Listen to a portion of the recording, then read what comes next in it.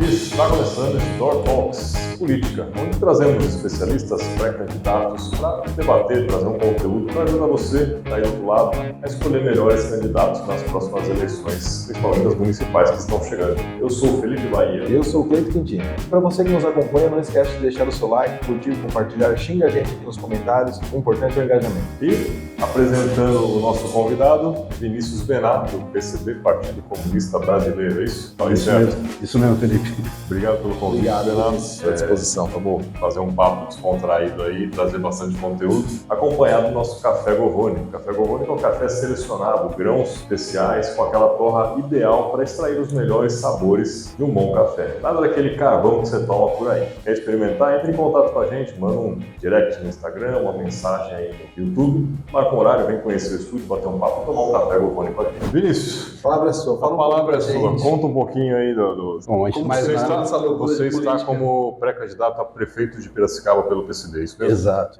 Antes de mais nada, eu queria agradecer o convite. Obrigado por estar abrindo esse espaço aqui para a gente conversar essa noite. Sim, eu sou pré-candidato a prefeito aqui de Piracicaba pelo Partido Comunista Brasileiro. Até interessante já de a gente abrir falando sobre isso, né? Porque para a gente, enquanto comunista, um objetivo estratégico aí de superar a ordem capitalista, né? E colocar um novo modo de produção, seja mais justo aí para todas as pessoas, todos os trabalhadores desse país. A gente enxerga as eleições aí simplesmente como uma tarefa para nos ajudar a atingir esse objetivo, né? Enquanto tarefa, me foi designado pelo partido aqui em Piracicaba. Não é uma coisa que eu cheguei lá e falei, eu quero ser prefeito e tal. Se juntou todos os camaradas, a gente senta numa mesa, a gente traz as pessoas com as quais a gente milita junto e tira democraticamente ali entre nós quem está mais apto aí, tanto de tempo de militância, quanto de confiança, quanto de capacidade, quanto de disponibilidade também, né? Porque a gente sabe que assumir essa postura aqui, né, de pré-candidato, principalmente para um partido comunista, numa cidade que tende a ser reacionária como Piracicaba, é também colocar um alvo nas costas aí, né? Então a gente está ciente dessa situação, mas entendemos que é uma tarefa necessária para que a gente possa avançar aí na nossa luta. Legal. É o primeiro cargo que você vai concorrer? Primeiro cargo que eu vou concorrer, Cleiton, na verdade, eu nem esperava que isso ia acontecer, né? A gente participa das eleições aí, como eu disse, com uma tarefa que nos ajuda a avançar a consciência de classe da nossa população, mas obviamente que a gente não está entrando para perder, a gente quer participar de igual para igual, não temos o mesmo dinheiro aí para campanha, né? Na verdade não temos nada, não temos aí toda uma estrutura partidária, né, que é característica dos partidos burgueses, mas a gente está entrando com um trabalho sério, todos os militantes estão muito comprometidos e tenho certeza que se a gente participar e ganhar dessas eleições, faremos o melhor para essa cidade dentro do que a gente entende que a nossa classe precisa. Hoje tem alguém na Câmara dos Vereadores que seja do partido? Não, Storrs, é até uma questão engraçada isso, a gente não tem nenhum vereador, nenhum deputado, não só aqui no estado de São Paulo, né, em Piracicaba, a gente não tem no Brasil inteiro. O que acontece com o Partido Comunista Brasileiro, como você deve imaginar, foi muito perseguido aqui no Brasil. A maior parte da história do partido é na ilegalidade, né? O partido ele agia clandestinamente e esse período... Conte mais. Esse período que a gente não está na ilegalidade, foram períodos conturbados também, fomos perseguidos, teve instabilidades internas no partido que a gente só conseguiu superar mais recentemente para poder voltar a ter uma estratégia em que todos os militantes estejam seguindo para o mesmo caminho, né, que é o caminho da Revolução Brasileira.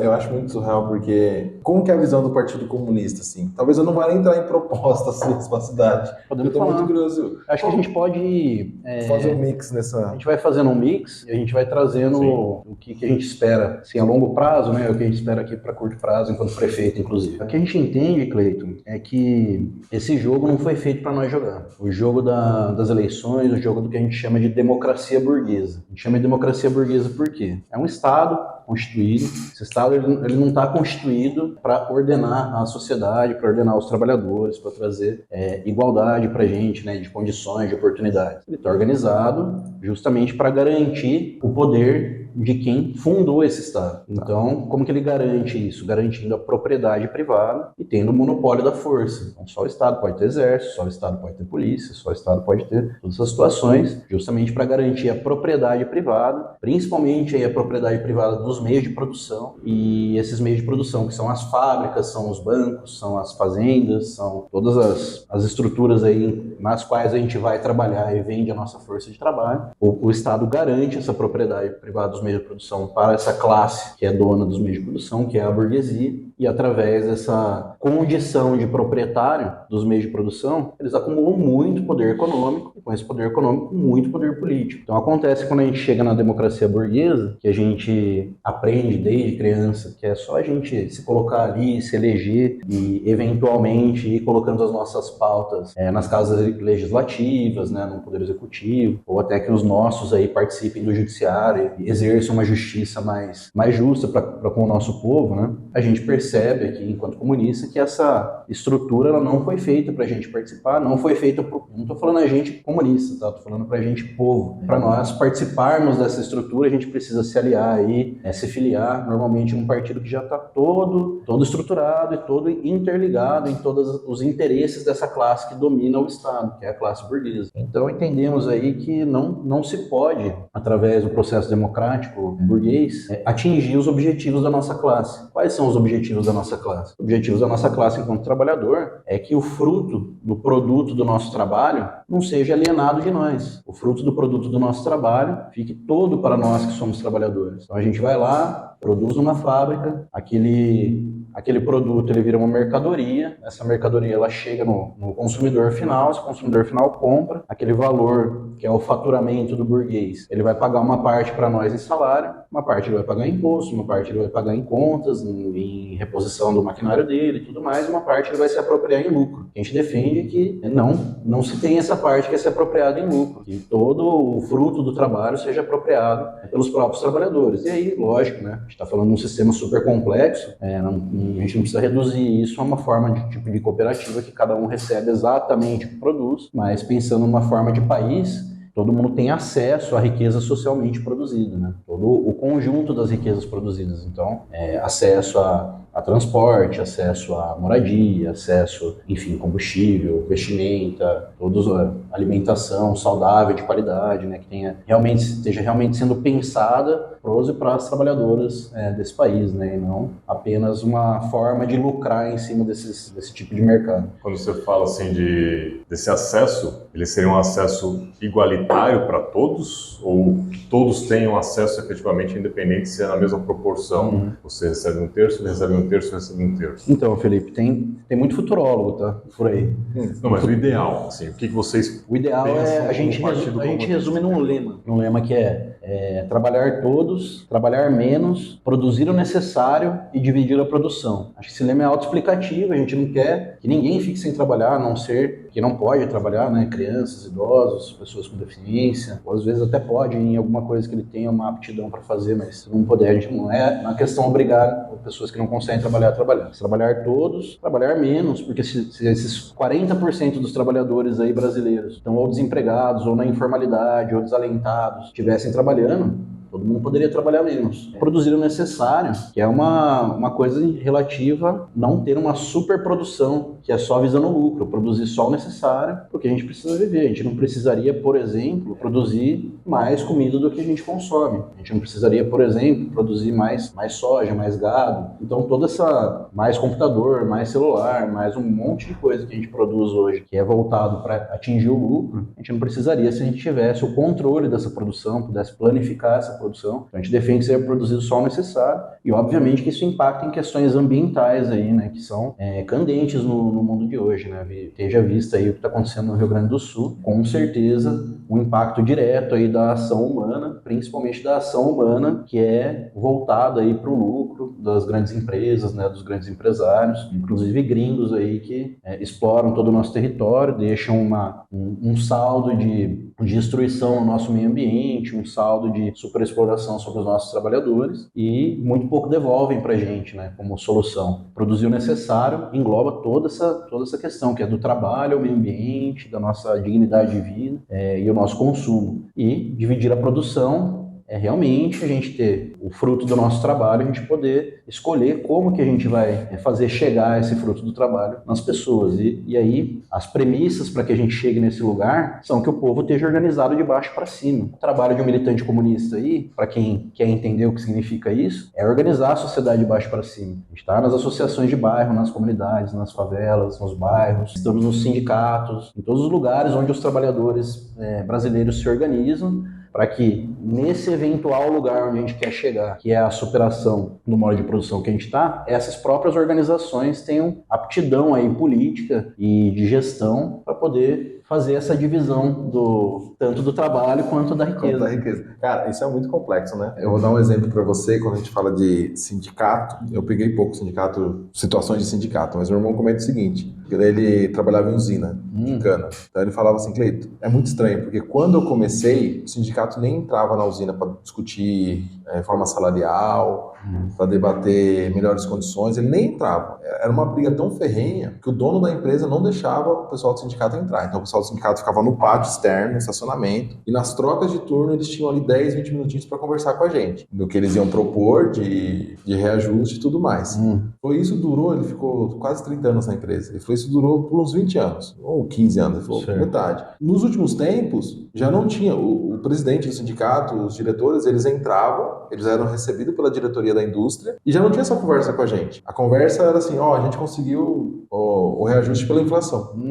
E não tinha mais conversa. Então você olhava e falava, quando eles conseguiram, eles organizaram um pouquinho a base, mas em algum momento eles passaram a negociar direto com os patrões, vamos dizer assim, pensando na visão da burguesia, e aí eles, o que saía lá dentro, ninguém mais sabia, porque faz um acordo por fora. Era um acordo meio assim, de quatro paredes. A inflação deu 7, anuncia 7,5% para eles e me dá 2%. Ou senão eu vou fazer bagunça, vou fazer greve, E aí o dono fala assim, beleza, você ia me pedir 10 lá fora, então tá aqui os seus 2 e não me enche o saco. Eu entendo, Cleiton. Acho que é complexo, né? É complexo. Eu acho que a gente, para todo mundo que está assistindo, que a gente tem que pensar que o sindicato, ele é um instrumento. Ele é um instrumento da categoria, de cada categoria específica, e todos os sindicatos são um instrumento da nossa classe para exigir aí as pautas que são da nossa classe, né? Aumento de salário, diminuição da carga de trabalho, pagamento de hora extras, férias, minerário, todas as coisas que a gente precisa como trabalhador, a gente sabe que a gente precisa. Mas, infelizmente, esses instrumentos, eles já têm um histórico no Brasil, assim, muito longo, desde que eles foram criados, né? Em países que tiveram uma história de maior combatividade, assim, dos trabalhadores, no sentido de forçar a burguesia, né, no sentido de equilibrar a correlação de forças entre trabalhadores e burgueses. Tem países que formaram sindicatos que foram historicamente de luta. Os sindicatos no Brasil, eles foram formados todos na época do Getúlio Vargas e tal. Ele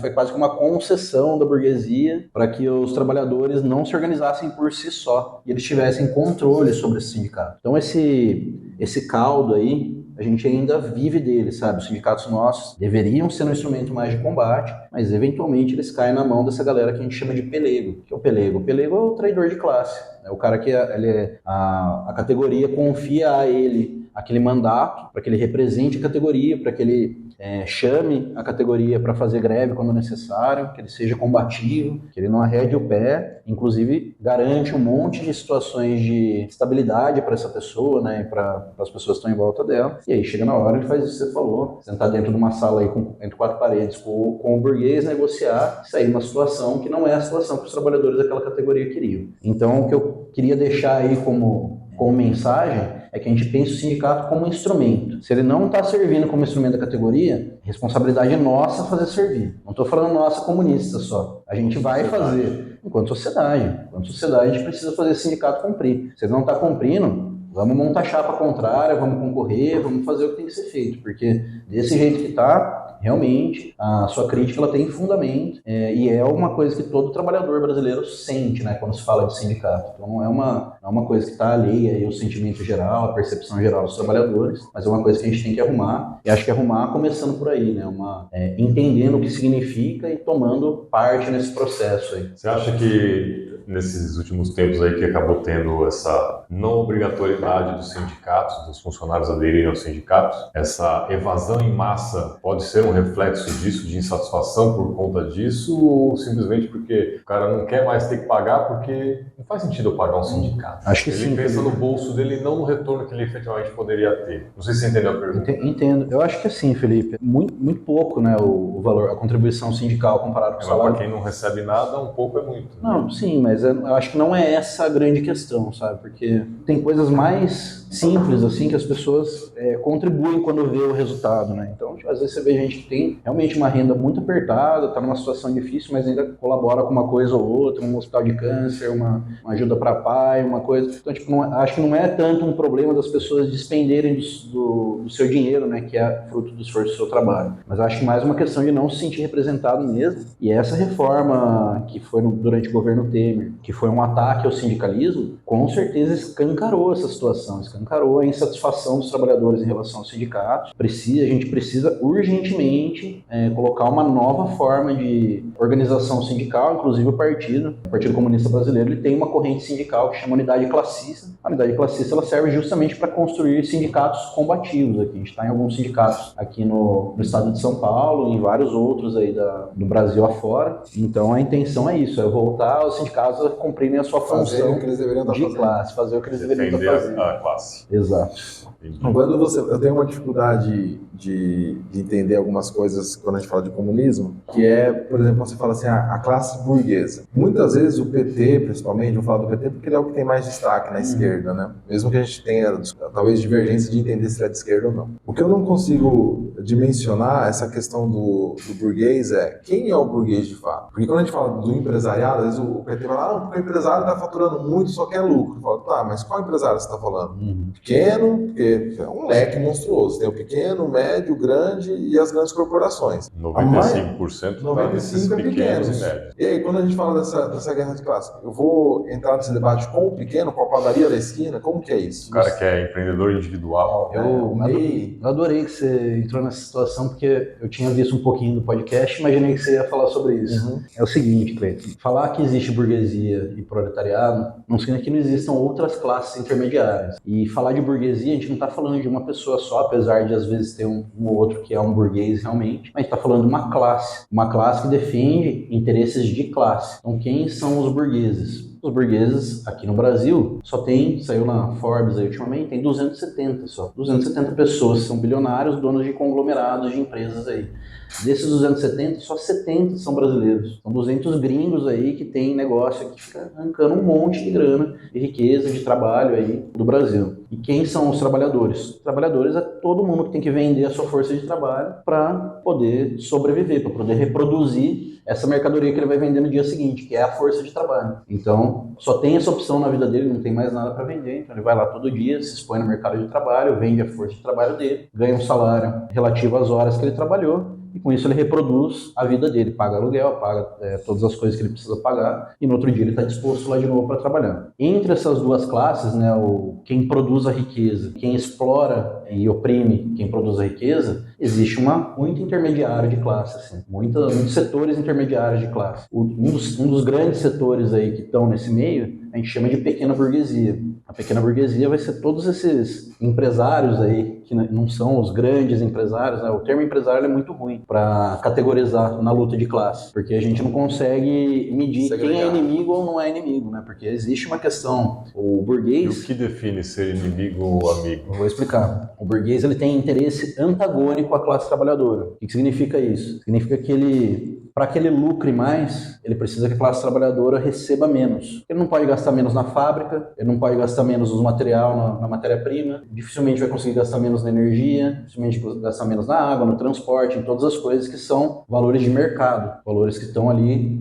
colocados preços que estão colocados pela lei da oferta e da demanda. Só que eventualmente eles mexem nisso, né? Eles conseguem subsídio de governo, eles conseguem, enfim, isenções para água, para não sei o quê. Mas aonde eles conseguem aumentar a taxa de lucro deles é justamente diminuindo a quantidade que eles pagam em salário. E assim, você tem o capital constante, que é todas essas coisas que eu te falei, capital variável, que é a força de trabalho, onde eles têm que pagar. Então, o que eles colocam aí como objetivo de classe? O objetivo de classe, eles falam, a gente vai achatar os salários das pessoas. Esse achatamento de salário vai garantir que a gente aumente a margem de lucro. Só que isso gera um problema que é intrínseco desse sistema, que é quando você abaixa os salários das pessoas, e abaixa através de lobby no Congresso, abaixa através de um monte de situações, quando você abaixa os salários das pessoas ou diminui a quantidade de pessoas empregadas, né? Ou seja, a massa de trabalhadores que tem renda para consumir, você diminui a demanda. Quando você diminui a demanda, o próprio burguês que está investindo na produção, ele vai falar, porra, se eu investir de novo tudo isso, ou mais do que isso, para a produção, quem que vai comprar minha produção, se não tem gente com renda para comprar? Então ele mesmo começa a desinvestir na produção, começa a investir no capital especulativo, começa a comprar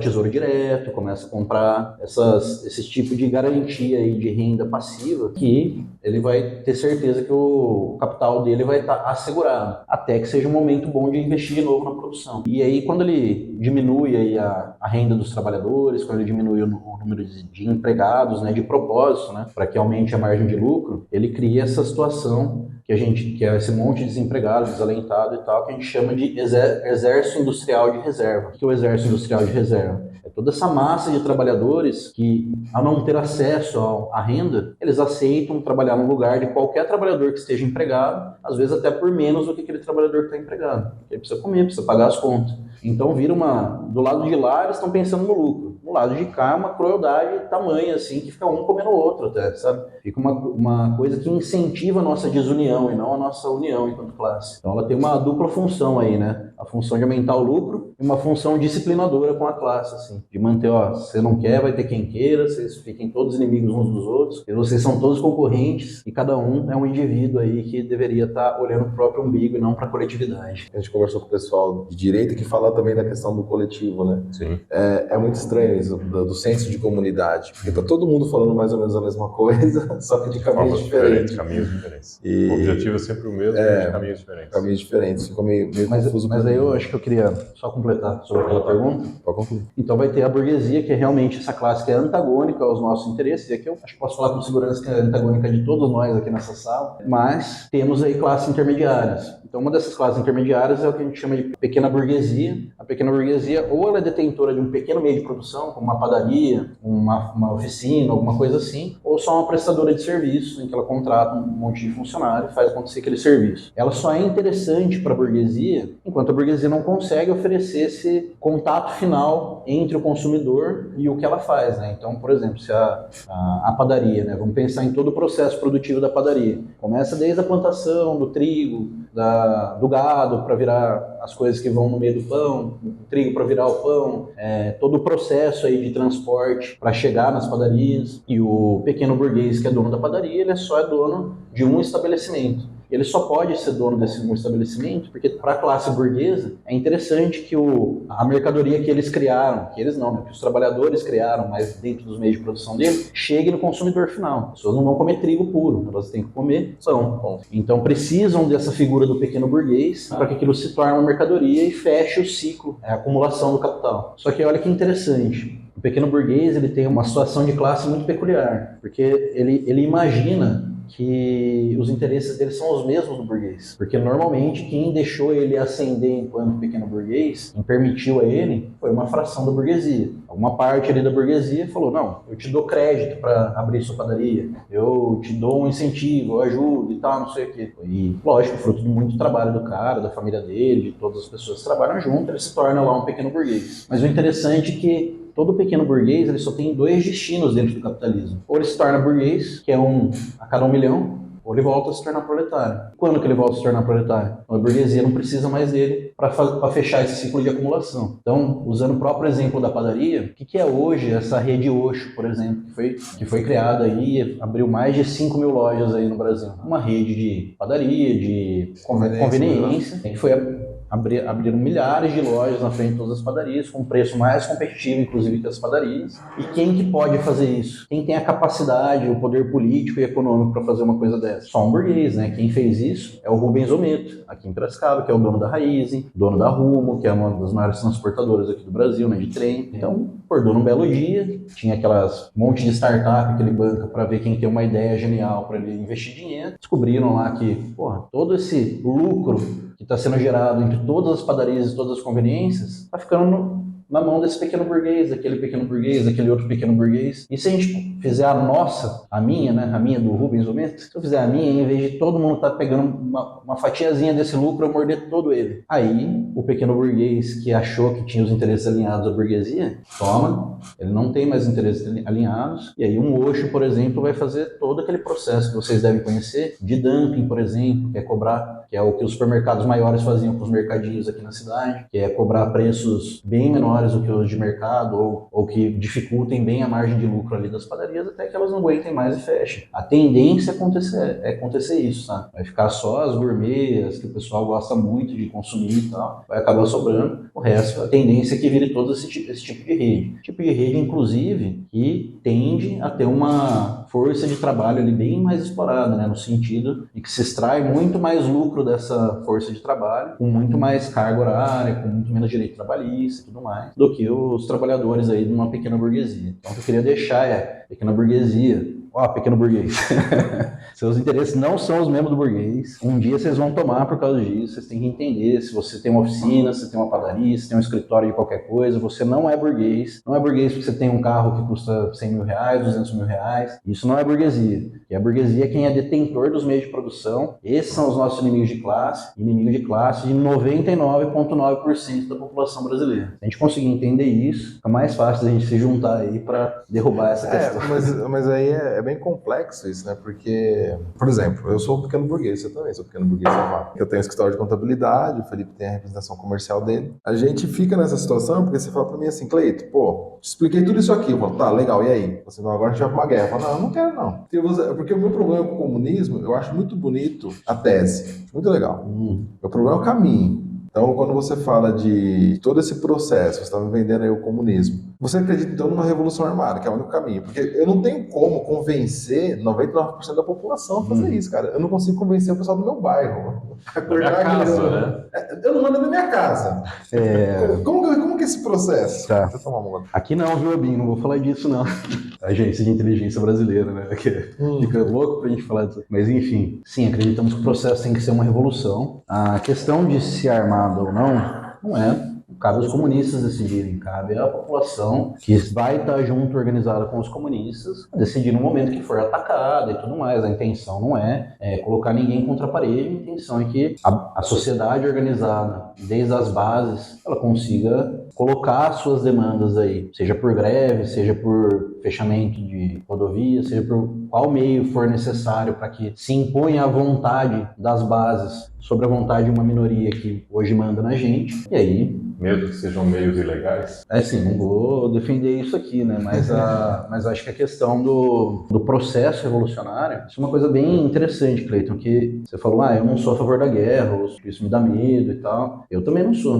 O Caio não é, a gente não é a favor da guerra, a gente é a favor da paz. A questão é que a gente está em guerra. Está em guerra, todo mundo nas periferias aqui de Piracicaba estão sofrendo aí situações análogas a essas que a gente vê na TV sobre países que estão em miséria absoluta, né? Como vários países aí da África, como vários países da Ásia e tudo mais. Então, tem aqui do nosso lado situações análogas a isso, com esgoto a céu aberto, com situações precárias de moradia, com muita insegurança alimentar, enfim, carências dos mais vários tipos aí que acabam refletindo em outros problemas ainda que afetam até quem não está passando por isso, né? Como a violência, como toda uma questão que acontece com a gente. Mas o que eu queria deixar, Cleiton, é que o processo revolucionário não vai ser nós que vai escolher. A gente está aqui para guiar, para ajudar, para construir junto. Se nesse meio desse processo, se você estiver lá junto, a gente falar, mano, a gente vai pro pau? A gente vai pro pau junto. Agora, se a gente falar, não, é hora de recuar, é hora de a gente pensar bem, tal, vamos recuar e pensar bem. Mas o importante é que a gente tenha firmeza com o objetivo estratégico, que é realmente tirar o país, o Estado brasileiro, das mãos de uma classe muito minoritária que explora e oprime a gente, passar o controle desse Estado para a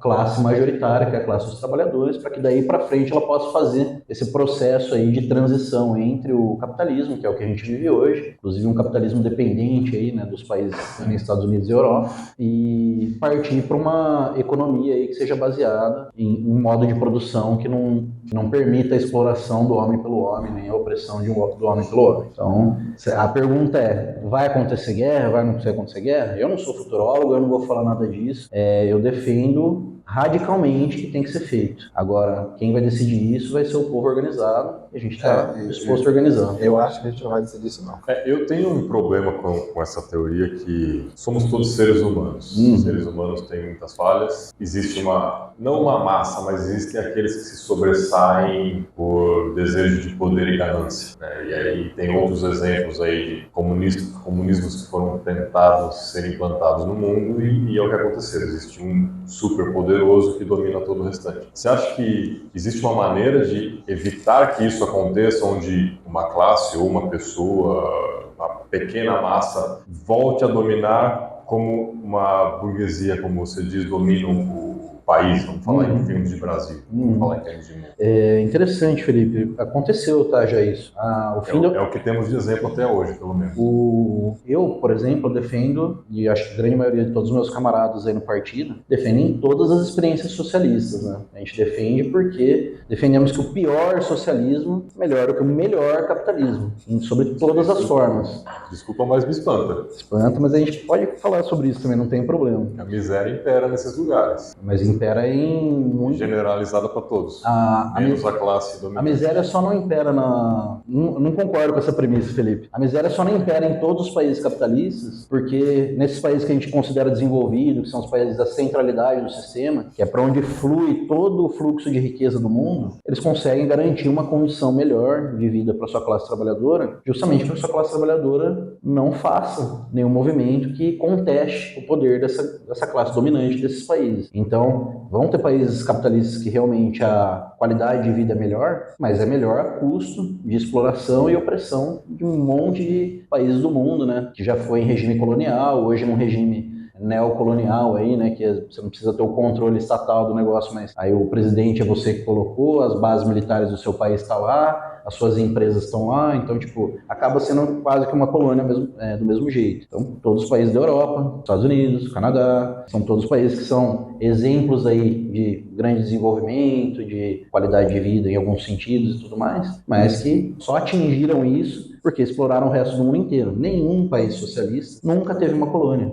Nenhum país socialista oprimiu ou suprimiu a soberania de outro país. Inclusive, pelo contrário, defendem a soberania dos povos, defendem a criação de estados soberanos, em todas as convenções internacionais estão nessa posição. E o que acontece, por exemplo, na União Soviética, pessoal, que eu defendo a experiência, né, no final dela, depois ali da morte de Stalin, se configura ali nos setores hierarquicamente superiores ali do partido, que era um partido comunista também, uma galera pelega, igual essa galera pelega que tem nos sindicatos. E eles ficam com isso na mão. E o que eles fazem com isso? Eles fazem uma política de reabertura ao capitalismo, a glasnost perestroika, que é encabeçado ali pelo Gorbachev e tudo mais. Então eles fazem esse período aí, essas políticas, e o país ele vai lentamente aí voltando à integração ao sistema capitalista, né? Vai mudando o modo de produção dele de novo para o modo de produção capitalista. E o que acontece é que esses grandes generais, os grandes quadros aí que estão lá no partido, que era um monte de pelego, e deram golpes internos também, eles tomam um monte de riquezas que são públicas, que são do país, e viram novos burgueses. Hoje na Rússia, por exemplo, nesses países que eram da União Soviética, está cheio de burguês que era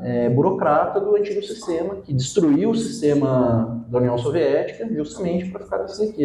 Mas isso já não prova uma falha no processo? Porque, em tese, se esse processo fosse bem estruturado, onde a maioria estivesse satisfeita, não teria espaço. Eu acho que é assim, Cleiton. O socialismo da União Soviética foi o primeiro no mundo. A gente não sabe como fazer socialismo, assim como os primeiros burgueses lá que fizeram a Revolução Francesa não sabiam como fazer capitalismo. Sim. Eles não sabiam o que ia substituir a monarquia, os impérios e tudo mais. Eles foram fazendo, foram se organizando, e a partir das demandas imediatas que eles iam tendo, eles iam colocando o que eles precisavam fazer o próximo passo. A gente não tinha nenhuma experiência de como era o socialismo. E aí pensando, né, o socialismo é esse período de transição entre o capitalismo e o comunismo, que é o horizonte que a gente quer chegar. Ninguém sabia como fazer. Ninguém sabia como organizar um partido, ninguém sabia como organizar a população se não for só para ganhar dinheiro. Ninguém sabia como fazer nada disso. Planificar uma economia, levar recursos dali para cá sem envolver a questão do lucro. A gente só aprendeu aí nos últimos 300 anos a como se organizar socialmente, e isso em todas as esferas da nossa vida, dentro do capitalismo. É quase impossível para a gente imaginar uma outra forma de se organizar, mesmo que isso seja uma fração muito pequena da história da humanidade. A gente viveu muito mais tempo como nômade, como caçador-coletor, como em um comunismo primitivo, por exemplo, que não é o que a gente defende, tá? A gente defende a superação do capitalismo e não retroceder. A gente defende aí o avanço. Seria um comunismo primitivo? O comunismo primitivo era uma forma... Feudalismo da vida. Não, feudalismo já é uma sociedade de classe. O comunismo primitivo naquela época ainda em que os seres humanos não estavam organizados em sociedade de classe, éramos caçadores-coletores e tudo mais, e a gente não tinha ainda criado propriedade privada, por exemplo, a gente não tinha criado esse tipo de divisão, não tinha uma hierarquia que era de classe. Quem trabalha, todo mundo. Quem tem acesso às riquezas produzidas, todo mundo. Então, isso era o comunismo primitivo, né? Uma questão mais primordial aí da nossa história de humanidade, mas a partir do momento que a gente começou a cercar a área, plantar, fazer propriedade, não sei o que, papai, a gente começou a já pensar em como dividir essa sociedade em classes, né? E lógico que essas propriedades, elas não foram garantidas aí só por conversa, por diálogo, né? Elas foram garantidas através da força, através da imposição da força. Então, é assim, Cleiton, eu entendo que a gente tem que ter essa esperança de que dá para fazer de outro jeito, porque já foi feito de outro jeito, muito tempo da nossa história, foi feito de jeitos piores do que estão hoje, em vários sentidos. Hoje é pior em vários outros também, por exemplo, ambientalmente, por exemplo, na questão racial, um monte de coisa que é específico do nosso tempo, né? Mas racial a gente está um pouco melhor, né? Está um pouco melhor hoje em relação a 1950, por exemplo, que tinha apartheid nos Estados Unidos, né? Mas em Gaza, na Palestina, Israel está fazendo uma limpeza étnica. A gente está vendo a olhos nus uma limpeza étnica, o povo palestino sendo empurrado para uma praia ali que não tem quase mais espaço para ficar aquele tanto de gente, 2 milhões de pessoas, e as ameaças são de solução final, né? Solução final é um termo que aí os maiores racistas desse mundo, né? Os maiores, como que fala, eugenistas, eles já defenderam a solução final aí para os indígenas dos Estados Unidos, no Canadá, defenderam a solução final para os judeus ali na Alemanha, e agora uma mesma estirpe de gente, que não é nada a ver com a religião dele, é uma estirpe de gente que tem essa ânsia eugenista de pureza racial, está fazendo agora em Gaza. Então a questão é, a gente está melhor na questão racial, ou a gente só consegue engolir melhor essa conversa, sabe? Aqui no Brasil mesmo, vemos que a grande massa dos nossos trabalhadores que estão mais precarizados, mais explorados, que gastam mais horas do seu dia, estão trabalhando, quando indo e voltando a trabalhar, é a população negra. Por quê? Porque tem uma questão histórica nessa história, né? Eles foram escravizados aí pela maior parte do tempo da existência do nosso país. Todas as pessoas que estão vivas hoje são descendentes dessas pessoas que foram escravizadas de alguma forma. Possivelmente até nós, que eu sou branco, né, tem descendência indígena também, temos algum traço disso por causa de muita história de miscigenação, mas a grande questão é que a grande massa dos trabalhadores são descendentes desses trabalhadores libertos, trabalhadores que se libertaram, né, não foram libertos, eles se libertaram com muita luta, com muito trabalho, muita organização, igual hoje a gente tenta se libertar do sistema capitalista. E aí essa galera, Cleiton, olha que coisa, né? Desde aquela época foram impedidos de ter acesso à cidade, acesso ao trabalho, acesso à renda, acesso a uma série de coisas que a gente precisa para ser um cidadão aí, né? Para gozar dos benefícios de viver em sociedade. A história do nosso país, né? Todos os nossos políticos, todos os nossos homens de liderança aí, homens e mulheres de liderança que passaram pelo país, ou não fizeram nada, ou ajudaram a piorar esse quadro, ou deram algumas migalhas para que se resolva essa situação. Então a gente não quer mais migalhas, sabe? A gente quer lutar pelo banquete. E o banquete, ele vai ser tomado por todos esses trabalhadores, inclusive negros e negras, inclusive indígenas, inclusive de todas as nossas etnias aí que são mais exploradas aqui no país. A intenção é que a gente se organize para que a gente tome esse banquete. Eu acho que se melhorar o capitalismo, tiver mais consumo, eles não vão fazer porra nenhuma. Porque, se der um pouquinho a mais, ele vai ficar feliz. Quando eu olho pro ser humano, no fim da fritada, ele só quer consumir. Não quer, tipo assim, porque eu olho pra China, por exemplo. A China, ela tinha lá todo um problema, toda uma questão, e lá tá dominado pelo Partido Comunista, veio do imperialismo, todo esse domínio. eles estavam sempre fodidos. Se você olha a estatística de renda per capita, IDH da China, era uma bosta, 50 anos atrás. Quando eles abriram o mercado, mesmo o Partido Comunista centralizando as decisões, agora melhorou tudo. Tá pensando até, tá cogitando passar os Estados Unidos. Mas você olha para a China, tipo, ele não está aplicando o capitalismo em tudo, ele cercou um pedaço ali ele aplicou um livre mercado, e é dominado por um partido comunista.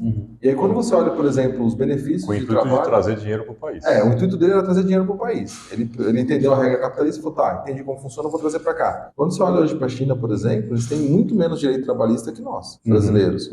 Então, assim, eu fico me perguntando, cara, será que a gente consegue, Chico? E você não pode discordar. E você tem esse problema também, tipo, o trabalhador lá está sendo mais explorado que o trabalhador brasileiro, por exemplo. E é um partido comunista no poder. Ele tem uma base teórica, teoricamente, a base teórica dele é a mesma do PCB, por exemplo. Parecido.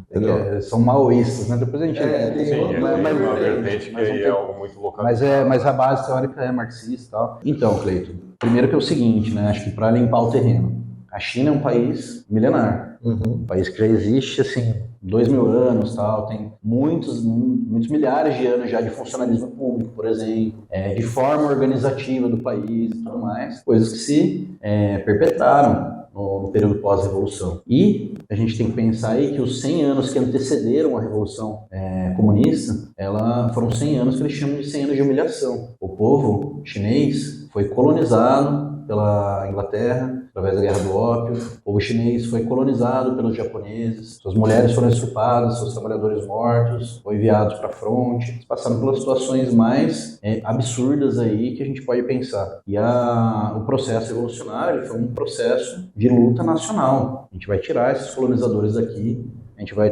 tomar as rédeas do nosso próprio país com o nosso próprio povo.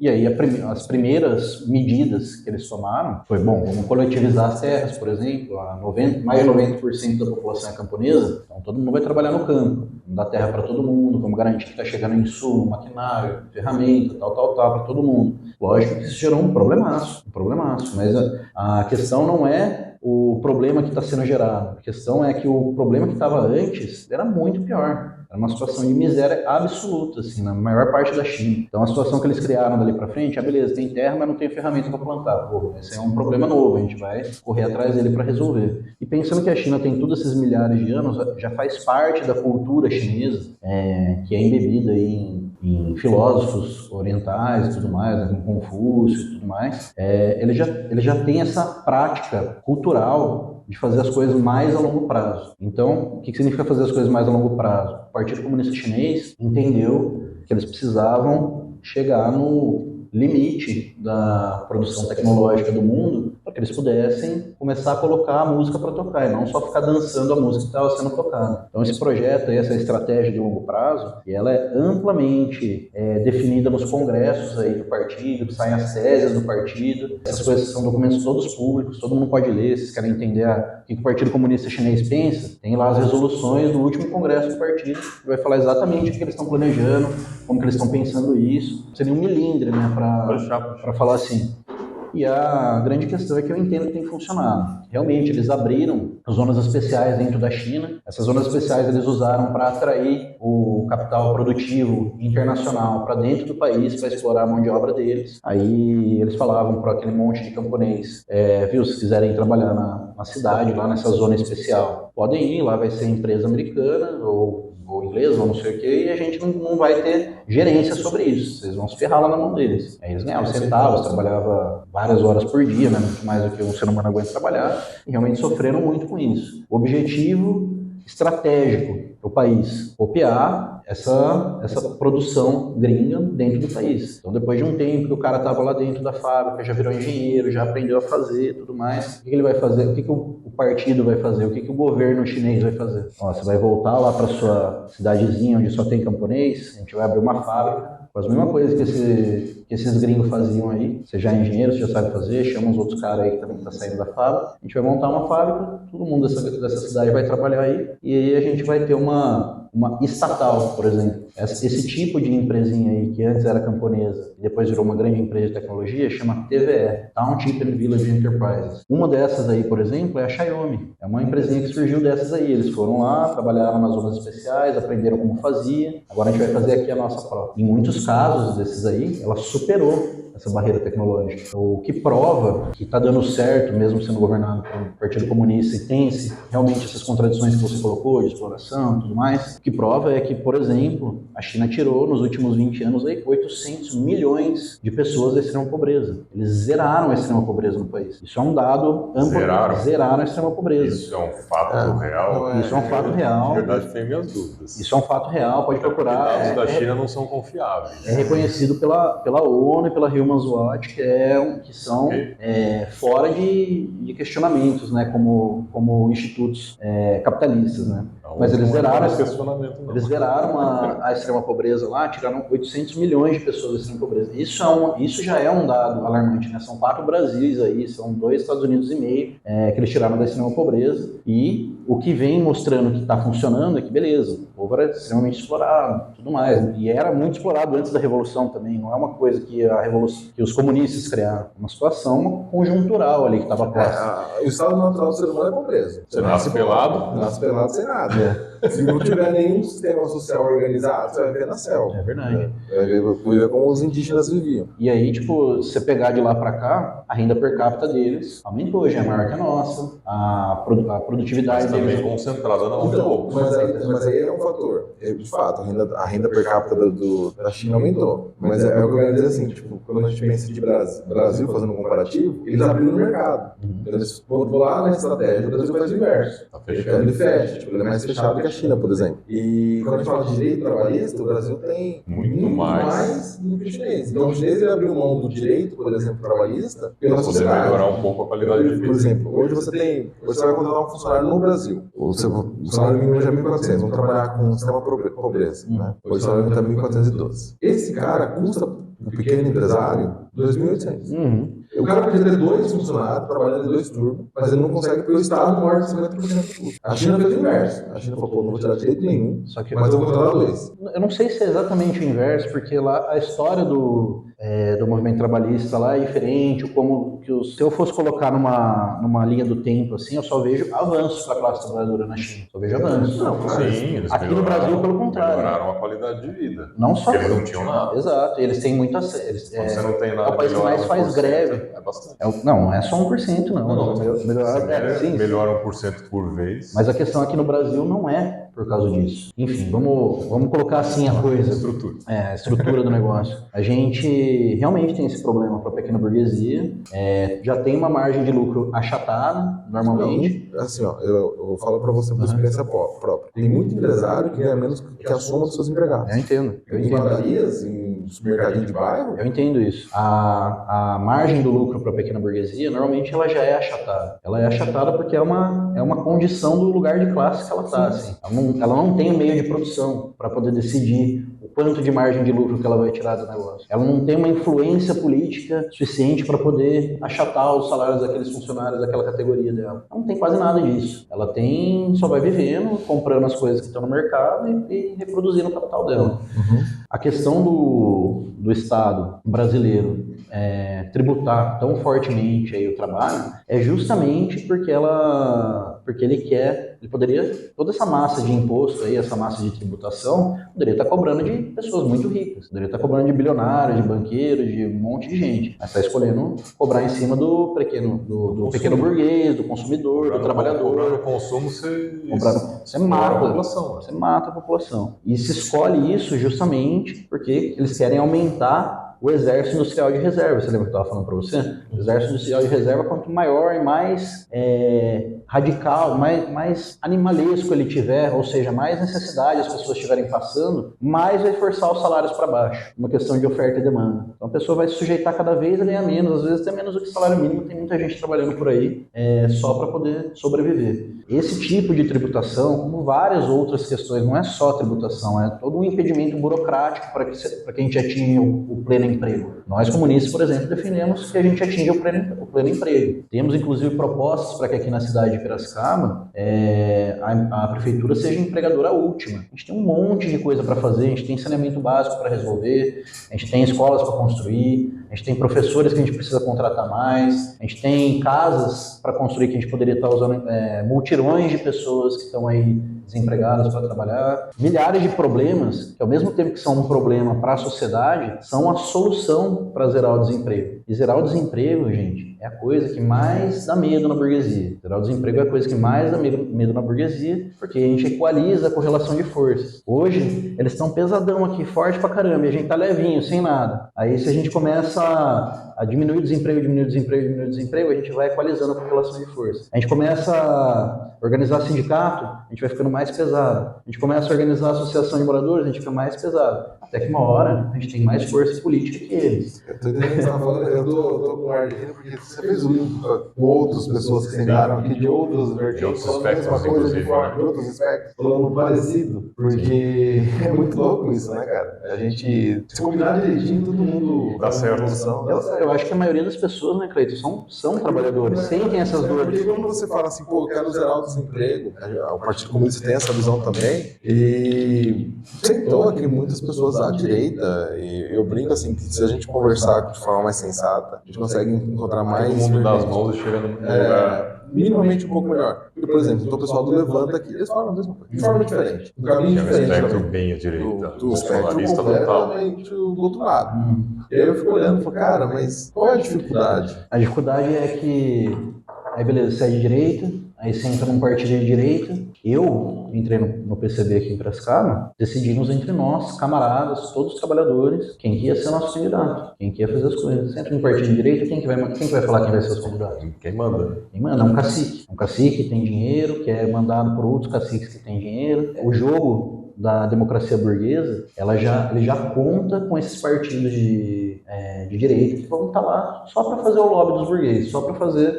representar os interesses deles. Aí beleza, você fala que você é de direita, que você defende a família, que você defende não sei o que.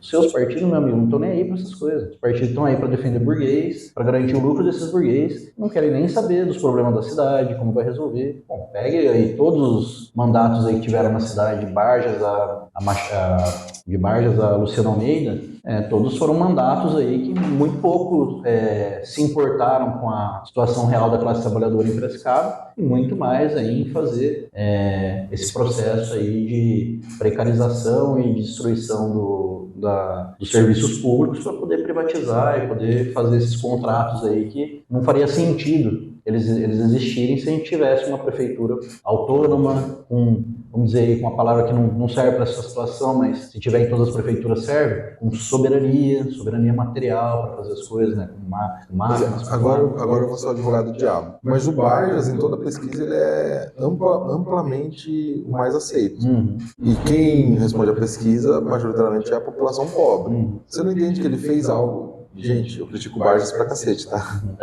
Como ele disse, estou fazendo advogado do diabo. Só o disclaimer. Mas é isso, tipo, o Barjas, você fala que ele não fez nada pra população, mas quando você olha os números do Barjas, eles são muito eficientes. Eu tenho minhas críticas à pesquisa. E temos um episódio aí falando de pesquisa especificamente. Mas aí a população apoia, então não é um pouco... Contraditório? Acho extremamente contraditório, mas a questão não é a contradição. Primeiro que a gente tem muito pouca referência do que seria possível de fazer se não fosse esses caras que estão aí. Um monte de velho, branco, rico, tem todos os privilégios do mundo para decidirem sobre as coisas, para sentarem e falarem entre quatro paredes qual que vai ser o destino de toda a população. Primeiro que tem essa questão. A segunda questão que eu acho importantíssima é que a forma como a maioria das pessoas pensa sobre a coisa é determinada por uma superestrutura. Essa superestrutura a gente usa, né, no léxico marxista, mas ela existe na realidade, né? Em contraposição à infraestrutura. A infraestrutura são todas as questões materiais que a gente organiza na nossa sociedade, né? Os meios de produção, os nossos meios de transporte, as nossas infraestruturas de cidade mesmo, toda essa questão. E as superestruturas são as estruturas que a gente cria enquanto ser humano na nossa cabeça e passa a validar elas como realidade e elas se tornam realidade. Então, a mídia é uma superestrutura, as redes sociais são superestruturas, a religião não na sua forma íntima, mas na sua forma como se apresenta ali na ponta final. Comandada aí por hierarquias e tudo mais, a superestrutura. Então, todas essas superestruturas que mexem com a nossa subjetividade, elas são de propriedade, vamos dizer assim, bem simplistamente falando, da mesma classe que domina a gente na infraestrutura. A classe que é dona dos meios de produção. Ela também vai ser dona das mídias, também vai ser dona das igrejas, né, dessas maiores aí, como tem lá Edir Macedo, Malafaia, não sei o quê, são burgueses religiosos.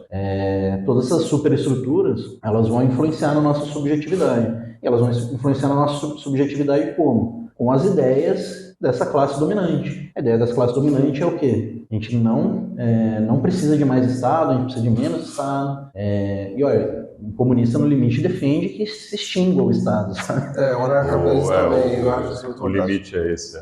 No limite a gente defende que se extingua o Estado. Mas, para agora, enquanto a gente ainda tem uma classe muito forte que se contrapõe a nossos interesses, precisa do Estado sim. Precisa que ele garanta algumas questões fundamentais aí. E a gente vai brigar para que isso aconteça. Vai brigar para que isso aconteça e a gente tem que brigar também contra as superestruturas. A gente tem que brigar contra o discurso que chega através da mídia, o discurso que chega através do Zap, através daquelas mensagens. É grande, hein?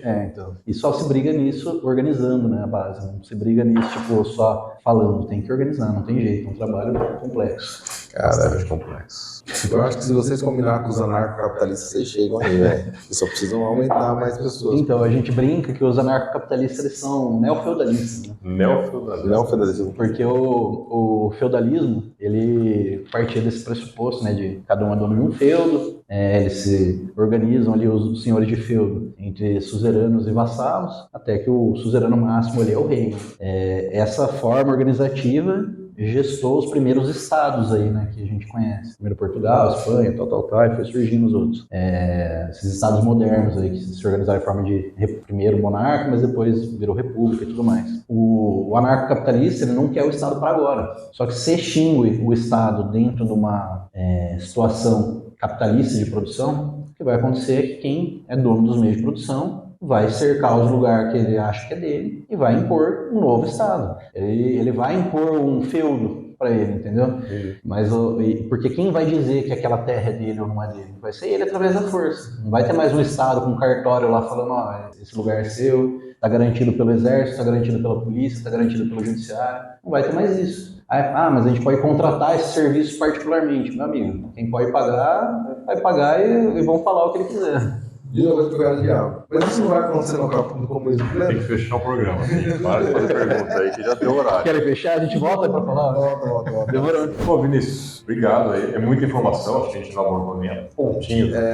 Depois eu quero só você falar as propostas para essa Demorou, eu quero voltar. Entrar em período de eleição, vamos fazer um novo programa. A gente faz vocês trazendo só seu plano como candidato, caso venha a ser efetivado mesmo, né? Estamos em período de pré-campanha. Mas obrigado aí, acho que, valeu super a discussão aí. A gente não está aqui para bater em ninguém, mas a gente quer entender e levar a informação para quem está ali do outro lado, né? Tomar melhores decisões. E virar uns camaradas depois, né? Que vai lutar junto. Boa sorte, você consegue conhecer. O que me pega é a revolução. Eu não tô afim, cara. Pô, você vai amar ela, hein? Não vou sair da zona de conforto. Não vou sair da zona de conforto. Não vou sair da zona de conforto, foi pra zona de confronto. Vai passar que nem uma onda assim, Cleiton. Você vai ter que tomar uma lá. Provavelmente eu vou ficar quieto no meu fugir pro outro lado. Eu vou fugir pro Mas que bom, obrigado, gente. Obrigado mesmo, sim. Obrigado, Vinícius. Deixa os contatos de vocês, do partido, seu, da equipe. O que você achar por bem aí, divulgar pro pessoal, fique à vontade. Bom, terminando aí, agradeço aí o convite, Felipe, Cleiton. A gente tem aí uma militância ativa aqui em Piracicaba, né?